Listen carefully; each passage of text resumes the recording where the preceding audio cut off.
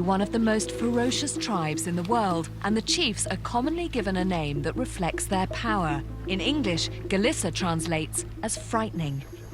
You have a very interesting name. It means frightening, but he looks very friendly and hospitable and warm. You don't know me very well, he says. He saw me this morning. Okay. Though we've come all this way to find out about the Afar, we find they're just as interested in learning about us. I have to ask you a question. Why don't you have our color? It's, where we come from, the sun is not very strong. The longer we stay in Ethiopia, the darker our skin will become. Yeah, to be honest, I don't know. I don't know yet. Galissa's first job of the day is to tend his camels. Providing milk, meat, transport and status, camels are the Afar's greatest single possession.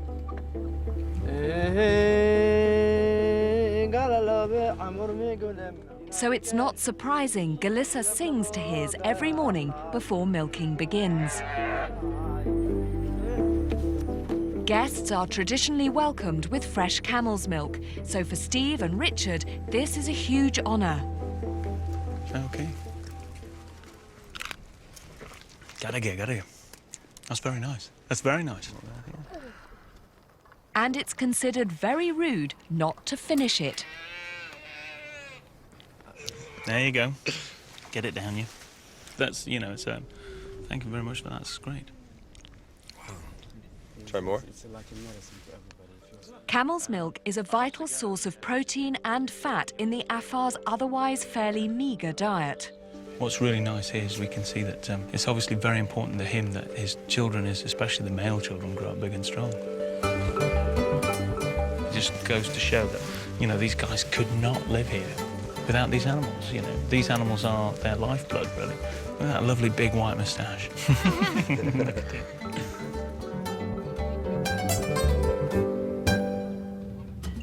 This part of the Danakil Depression is just as hot as anywhere we've travelled through, with daytime temperatures regularly approaching 50 degrees centigrade. But it's also remarkably green here, and that's because there's water, if you know where to dig. Gosh, it's a deep well, 15 feet deep. Team medic Sue and I are spending the day with Galissa's wife and daughters, and our first job is to collect water. The Afar have always been a nomadic people, travelling in search of grazing for their animals. But for the last 30 years, the people of Kusawat have settled here because oases like this are few and far between, and the Afar know a good thing when they see it. This is quite a luxury, really, because having a well so close to the village is obviously a bonus. However, you've still got to schlep down here, pull the water up, fill your containers, and ship it back again. What feels like a luxury to the locals feels like damn hard work to me. Yes, this seems to be the traditional way to carry water, which makes a lot of sense, actually, because, as you know, it's much heavier carrying something in your arm. Sorry, I've got to concentrate here. No, OK, which way? Oh, under my arm, yeah, OK. It's not the most comfortable of positions to be in. Like that? Good? Everyone happy? OK, back up the hill. Look at you, you make it look completely effortless. The Afar Women's Day is a non-stop cycle of cooking and collecting water and firewood. But while I join the women in their daily labour, Steve and Richard are sitting down with Galissa for a cup of tea in the shade. There is a distinct imbalance in the workload here that I'm finding hard to ignore. It is a hard life for these women, undeniably hard life. To me, a stranger, they seem very cheerful, but maybe over the next few days we'll discover that life for the Afar women isn't as cheerful as it appears on the surface. If I can find a moment when the men aren't around, I may learn what the women think about their lives here.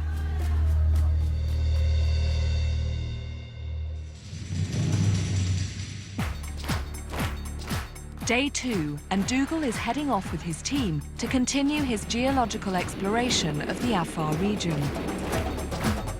On our journey here, he's picked up evidence of increasing volcanic activity, which could mean the Horn of Africa will eventually break away from the continent and lead to the birth of a new ocean.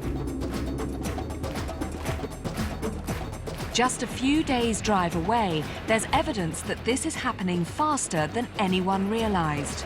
2 years ago, there was an earthquake which the locals say produced a vast crack in the surface of the Earth. We're hoping to see something which is very visual from the ground up. We know that this particular fissure was involved in also a small volcanic eruption, so there should be good evidence of essentially the ground just breaking apart underneath our feet.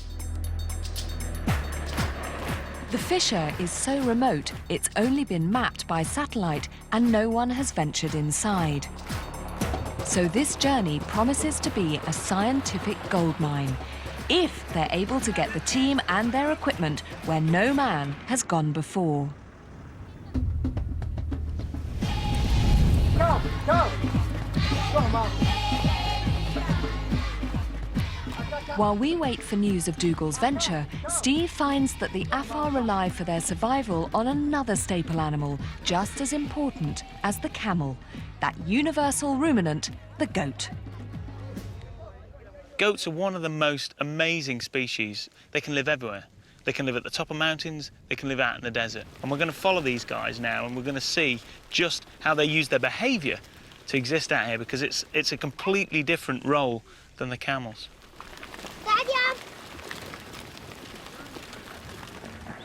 Like camels, goats can provide milk and meat, and though they're no use for transport, they're a lot more placid and much easier to keep. So responsibility for looking after them is given to the children.